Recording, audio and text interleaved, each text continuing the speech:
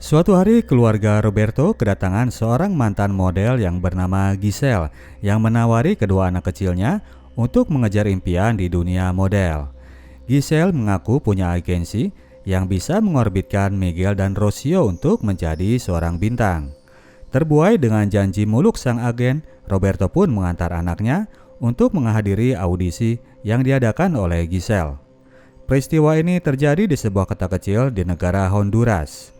Sementara Miguel dan Rocio dibawa masuk ke sebuah ruangan bersama para bocil lainnya, sang bokap dilarang masuk dan disuruh untuk pulang. Roberto disuruh balik lagi ntar malam untuk jemput anak-anaknya. Dilakukanlah sesi fotografi tersebut. Giselle mengarahkan para bocil itu untuk berpose ala model. Malamnya ketika Roberto datang untuk menjemput, yang tak terduga ternyata tempat itu sudah kosong. Demikian juga dengan ruangan-ruangan di sebelahnya. Anak-anak itu sudah raib beserta para orang agensinya. Giselle dan kawan-kawan ini ternyata bagian dari sindikat penculikan anak. Di kota Calexico, California, satuan polisi sedang mengintai rumah seseorang yang diduga adalah bagian dari child trafficker. Mereka menyadap jalur internet rumah itu untuk mengetahui proses jual beli yang sedang terjadi. Para anak itu dijual via online. Ketika satu transaksi terjadi, para polisi langsung melabrak rumah tersebut. Mereka kemudian menggeledah seisi rumah dan menemukan data-data para anak korban penculikan itu. Mayoritas mereka ini datang dari negara Amerika Latin. Namun demikian, para polisi selama itu cuma mendapatkan data pelaku pedofil dan penjualnya saja, tapi tidak satu anak pun yang berhasil mereka temukan.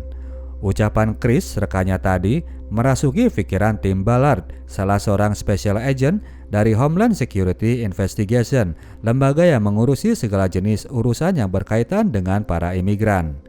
Tim Ballard merasa hancur melihat video-video yang ia jabal dari rumah Osinski, si child trafficker yang tadi baru ia tangkap. Ia pun kemudian mendatangi orang tersebut ke tahanannya. Mumpung hari itu adalah hari weekend, tim pun mengajak Osinski keluar selnya untuk mengajak ngobrol santai. Di luar sel, tim berusaha memberikan kode bahwa ia pun satu frekuensi dengan orang-orang di belakang Osinski, yaitu para pedofil. Sang tawanan awalnya nggak percaya, namun pada akhirnya tim Ballard berhasil membuatnya percaya. Di balik itu, sang agen pun memiliki misi tertentu. Tim Ballard memang begitu relate dengan kasus child trafficking karena dia sendiri memiliki beberapa bocil yang lagi lucu-lucunya. Bersama anak-anaknya di rumah, ia pun makin larut dalam pikirannya. Esoknya di kantor, tim meminta izin kepada bosnya agar ia mengeluarkan Osinski untuk sementara waktu. Ia janji bahwa dalam waktu maksimal 1 minggu, si jahanam itu akan ia pulangkan ke dalam sel. Tim kemudian membawa Osinski pulang dan berpura-pura berada di pihaknya. Ia kemudian lanjut pada manuver berikut. Tim meminta Osinski agar dicarikan mangsa yang spesial buat dirinya. Pertemuan pun kemudian diatur dan tim mengintai Osinski yang sedang bertemu dengan seorang klien yang bernama Earl mucikari dari bocil yang dipesan oleh tim. Sang agen sempat berhasil mengambil gambar orang tersebut. Malamnya ketika bertemu, Osinski sudah menyetorkan requestnya kepada tim. Dia menyelipkan satu foto seorang bocil yang mana bocil ini adalah Miguel, si anak Honduras tadi. Sah sudah telah terjadi tindak child trafficking dan tim pun langsung menangkap lagi orang itu. Selain tangkapan, kali ini tim mendapatkan info tentang seorang anak dan seorang penawanya. Para agen ini kemudian langsung merapat ke pos perbatasan. Didapatlah kemudian sebuah mobil van yang dikendarai oleh Earl di mana di kursi belakang si Miguel sedang berada. Tanpa ragu, tim pun langsung melakukan penangkapan terhadap Earl lalu mengamankan Miguel. Hasil pemeriksaan dari pihak medis menunjukkan bahwa bocil ini telah berulang kali mengalami tindak seksual abuse. Yang paling terakhir adalah 3 atau 4 hari yang lalu. Tim yang fasih berbahasa Latin ini kemudian mengajak Miguel untuk makan dan berbicara. Memperkenalkan diri sebagai Timoteo membuat Miguel jadi teringat dengan kalung medali yang sedang ia pakai. Kalung bertuliskan nama Timoteo, pemberian dari kakaknya. Kata kakaknya, Timoteo itu adalah seorang pahlawan pembebas anak kecil. Miguel meminta Tim untuk membebaskan Rocio, kakaknya, lalu meluncurlah cerita perihal perjalanan mereka tempo hari saat ia dan Rocio diculik oleh Giselle. Jadi hari itu, setelah dilakukannya audisi bodong tersebut, Giselle dan kawan-kawan membawa anak-anak itu masuk ke dalam sebuah van dengan dalih mau syuting di tepi pantai. Mobil van itu ternyata masuk ke dalam dermaga dan para bocil ini kemudian diseret masuk ke dalam sebuah kontainer. Kontainer itu kemudian ikut dibawa nyebrang dengan sebuah kapal kargo dan dibawa menepi di pelabuhan Cartagena di Kolombia. Rocio yang begitu melindungi adiknya kemudian menyerahkan kalung medali miliknya agar dipegang oleh Miguel. Saat itulah pintu kontainer itu pun terbuka. Di pelabuhan ini, sang penculik mulai menawarkan anak-anak itu kepada calon pembeli. Muncullah kemudian si Earl yang memilih Miguel untuk ia beli. Adik kakak itu pun akhirnya terpaksa harus berpisah. Miguel kemudian berada dalam cengkeraman sang durjana yang membawanya ke kota Tijuana di Meksiko. Di kota itu, Earl menitipkan Miguel kepada seorang tante yang berperan sebagai mami bagi para pesakitan. Miguel agak lupa-lupa ingat berapa lama ia berada di sana. Tim berjanji bahwa ia akan berusaha untuk mencarikan kakaknya bagi Miguel. Maka dari itu yang pertama ia lakukan adalah mengembalikan Miguel kepada ayahnya. Roberto datang ke airport Tijuana dan langsung memeluk hangat anaknya. Hati Tim makin terkoyak ketika dia melihat Roberto, seorang ayah seperti dirinya, menjerit mendapati kabar bahwa anak perempuannya masih belum ditemukan. Begitu juga ketika saat hendak pulang, Miguel memberikan kalung Santo Timoteo itu kepada dirinya.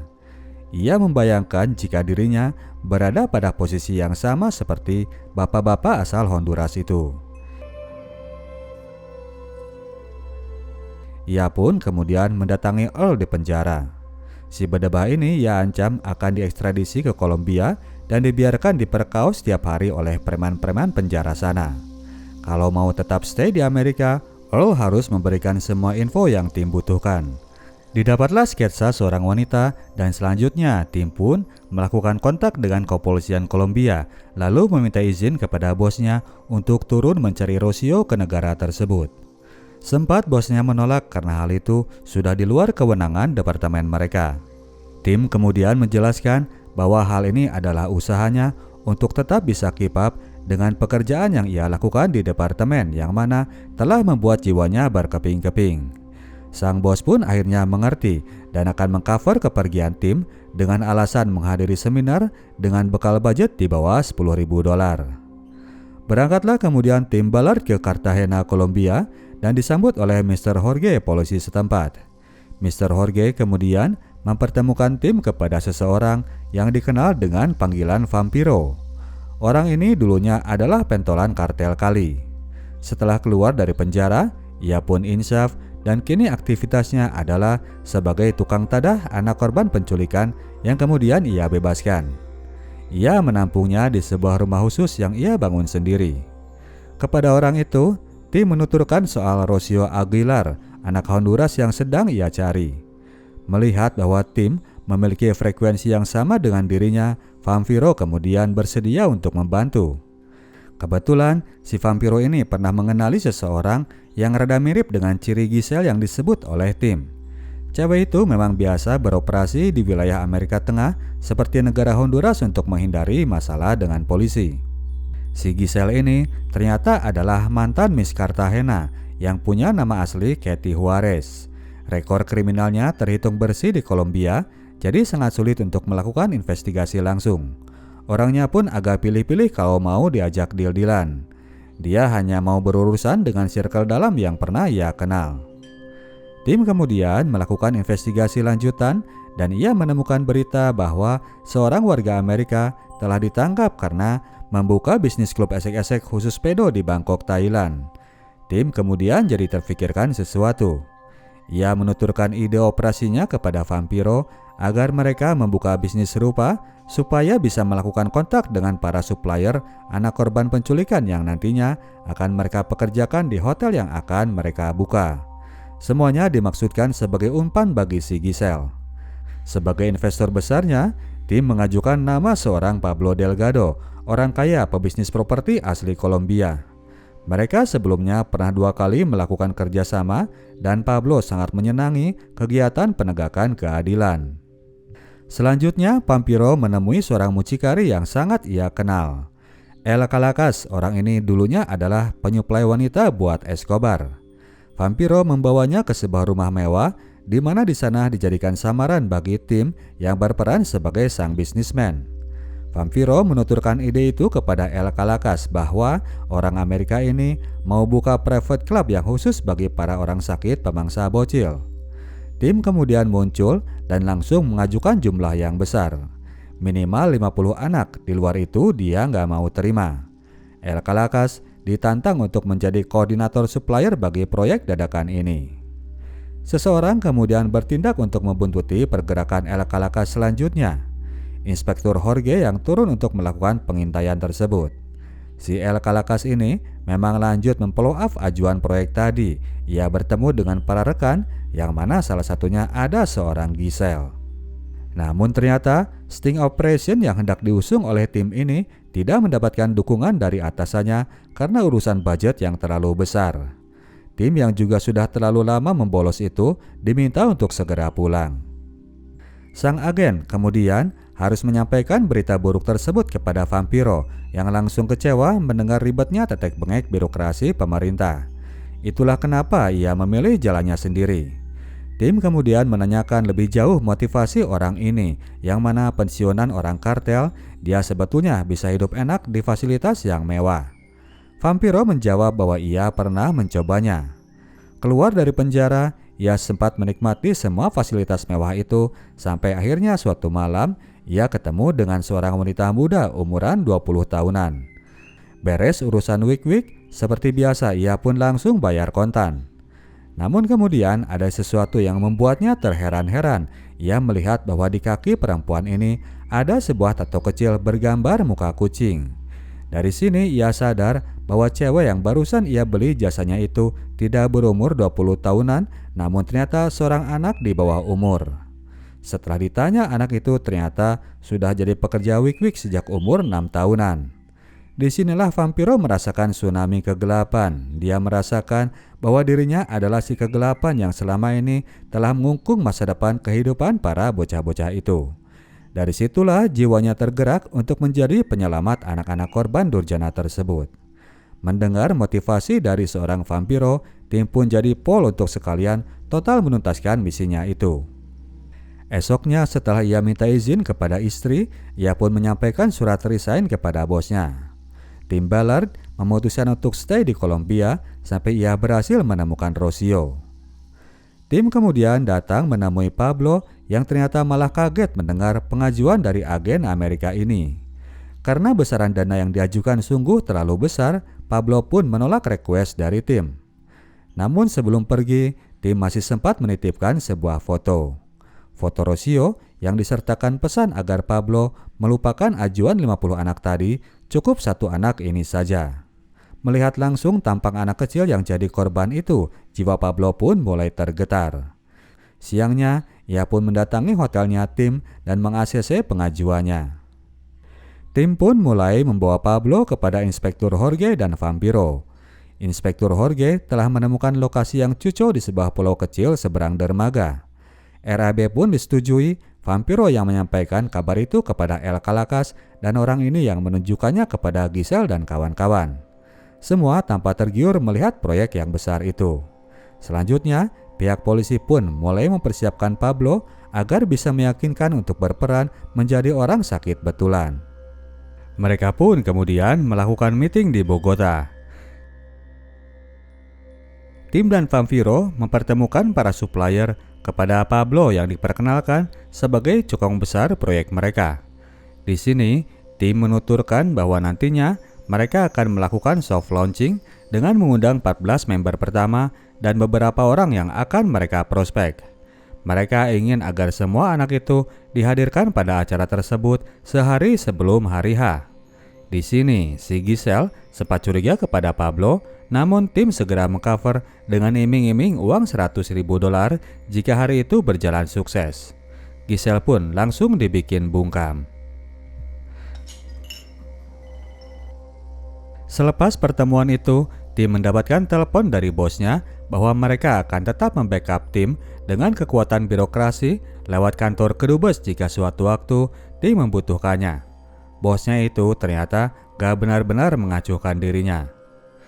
Semenjak dari pagi hari, para kru operasi tersebut di bawah instruksi tim dan Inspektur Jorge sudah sibuk mempersiapkan jebakannya. Ketika perahu supplier terlihat mendekat, tim mengamati bahwa mereka tidak membawa 50 anak seperti yang dijanjikannya. Mereka harus bisa mengulur penggerebekan hingga jumlah anak komplit semuanya. Rombongan anak pun tiba di pulau. Giselle lalu menjelaskan bahwa yang lainnya akan datang menyusul. Saat itu ternyata ia datang bersama seseorang yang gak hadir di meeting kemarin. Orang yang diperkenalkan sebagai Carne ini adalah godfather dari para supplier tersebut. Selain jadi bodyguard juga, dia pun doyan turun langsung menikmati bocah-bocah itu. Sementara menunggu kedatangan anak lain, mereka pun nongki-nongki dan Pablo langsung mencairkan uang yang dijanjikan. Saat itulah mata si Carne ini langsung tertuju pada seorang bocil. Saat orang-orang masih pada asik minum, ia langsung menghampiri bocah tersebut. Tim menangkap gelagat bahaya itu. Ia pun kemudian mencegat Carne yang sudah membawa bocil itu keluar bungalow. Dia bilang bahwa anak ini adalah bagiannya. Sang preman bejat itu langsung merasa tersinggung. Tim ditodong pistol oleh seorang bodyguardnya. Kericuhan kemudian ditengahi oleh Vampiro yang datang untuk mendamaikan mereka. Tim ia suruh untuk memberikan anak itu, tapi kemudian dibawanya balik masuk ke dalam bungalow. Tidak lama kemudian, Inspektur Jorge melihat kedatangan sebuah bot lainnya. Ia pun segera mempersiapkan operasi penggerebekan. 2 bot polisi itu kemudian menepi di sisi belakang pulau. Berbarengan dengan itu, perahu kecil yang membawa anak-anak telah menepi di sisi pulau bagian depan. Pasukan polisi nggak banyak buang waktu, mereka pun langsung melakukan penyergapan dari bagian belakang bungalow. Semua anak mereka amankan dan semua tersangka mereka borgol, termasuk itu tim, Vampiro serta Pablo. Hanya Carne yang mereka biarkan tanpa borgol untuk melebar tuduhan bahwa dialah orang yang telah bekerja sama dengan polisi. Para tersangka dibawa dalam bot yang terpisah. Ketika bot satunya sudah pergi, Jorge kemudian datang memberikan laporan. Semua anak sudah ia absen, namun ternyata tidak ada yang bernama Rocio. Tim kemudian datang mengecek langsung dan di sana ia mendengarkan suara riang yang kini keluar dari para anak itu. Itulah bunyi suara kebebasan, saut Vampiro kepadanya. Namun demikian, tim masih nggak puas dengan kesuksesan operasi tersebut yang mana sudah berhasil menyelamatkan 54 orang bocah. Rocio tetap ada dalam pikirannya, yang mana ia sudah berjanji akan ia bawa pulang kepada ayahnya. Selanjutnya adalah membuka mulut para begundal yang baru mereka tangkap. Don Vego diminta buka mulut dan Jorge memperlihatkan wajah Carne yang sudah terbunuh di penjara Cartagena. Si begundal itu pun serta-merta jadi ketakutan. Muncullah kemudian nama Scorpio. Orang itu adalah kepala tentara pemberontak Kolombia yang ngebase di kedalaman hutan Amazon. Vego telah menjual Rocio kepada orang tersebut. Jorge kemudian menerangkan lokasi pengiriman Rocio di sebuah pesisir sungai yang mana arah aliran airnya menuju lokasi para pemberontak. Tidak seorang pun yang akan bisa masuk ke dalam sungai tersebut. Vampiro kemudian teringat bahwa ia pernah mendengar ada sekelompok orang yang dikasih toleransi untuk masuk ke areal sana. Orang-orang itu adalah dari pihak medis. Vampiro ngasih usul agar itu dipakai untuk menjadi samaran mereka. Sementara Inspektur Jorge jadi puyeng, tim dan Vampiro yang satu passion ini sama-sama jabat tangan. Mereka akan masuk menuju ke kedalaman hutan Amazon. Disusunlah segala rencana operasi tersebut. Tanda pengenal, les medik secara singkat, dan bekal peralatan semuanya diatur oleh Pak Inspektur. Namun demikian, Pak Polisi ini hanya bisa menemani sampai batas sungai. Dari sungai ke dalam, ia akan belok arah balik ke Cartagena. Masuklah mereka menuju ke pedalaman dan menyamar sebagai orang kiriman PBB yang sedang melakukan aksi peduli sehat. Di sana juga, mereka memberikan penyuluhan tentang wabah penyakit yang akan segera mengancam. Setelah beberapa waktu, akhirnya mereka tiba di batas sungai tersebut. Setelah semalam masang tenda di pesisir sungai, esok paginya kedua orang medik gadungan itu pun mulai masuk mengarungi sungai.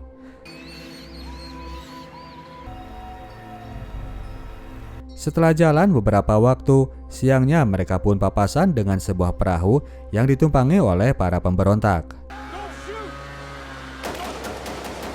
Para pemberontak itu langsung menodong kedua orang ini dan melakukan penggeledahan. Karena yang ditemukan cuma tumpukan vaksin, dokter gadungan ini pun diizinkan untuk masuk, namun hanya satu orang saja. Tim yang menawarkan diri untuk dibawa masuk ke dalam markas pemberontak. Setelah perahu pemberontak itu pergi, Vampiro menyampaikan kabar itu kepada Jorge yang masih standby di pesisir sungai. Perahu para pemberontak terus masuk ke dalam, lalu kemudian berhenti di sebuah tepi yang dijaga oleh seseorang, salah satu dari pemberontak. Dari situ, mereka lanjut masuk ke dalam hutan dan masih harus melewati satu sungai kecil. Di dalam hutan, mereka kemudian memasuki sebuah areal perkebunan di mana para petani sedang memanen daun koka, bahan dasar dari pembuatan kokain. Para pemberontak ini membiayai operasinya dari hasil berdagang narkoboy itu. Lanjut masuk ke dalam markas pemberontak. Tim kemudian dibawa untuk dipertemukan kepada Scorpio, kepala dari gerombolan ini. Tim menyerahkan surat tugas bodong yang ia bawa, meminta izin agar ia bisa memeriksa semua penghuni camp untuk mencegah terjadinya wabah kolera. Scorpio yang merasa amazed dengan nyali Pak Dokter ini, dia pun mengizinkan. Namun jika ada orang yang terbukti sakit, ia minta agar dihadapkan langsung kepada dirinya. Orang yang sakit itu mau ia basmi langsung. Bel pun dibunyikan, semua pekerja pabrik kokain berikut dengan serdadunya diminta untuk merapat. Tim langsung keliling sekitar, selain mencari Rocio, dia juga sekalian mengamati lokasi perkampungan ini. Di sebuah titik, ia melihat ada sekelompok orang yang sedang memeras rendaman daun koka dengan kaki-kaki mereka. Ia mengamati bahwa salah seorang anak memiliki tato pada leher belakangnya. Serta-merta tim memanggil nama Rocio dan anak itu pun langsung menoleh. Tim sangat gembira luar biasa melihatnya. Ia pun langsung menghampiri, mengajaknya untuk berbicara. Namun pembicaraan mereka nggak berlangsung lama karena keburu kepergok oleh sang preman setempat. Anak-anak kembali disuruh bekerja dan Pak Dokter diminta untuk segera memeriksa anak buahnya. Malam hari ketika suasana sudah mulai sepi, tim pun bergerak untuk mencari tempat di mana Rocio berada. Incarannya adalah rumah panggung para pekerja. Ia pun masuk dan memeriksa satu persatu, namun Rocio tidak ia temukan di tempat itu.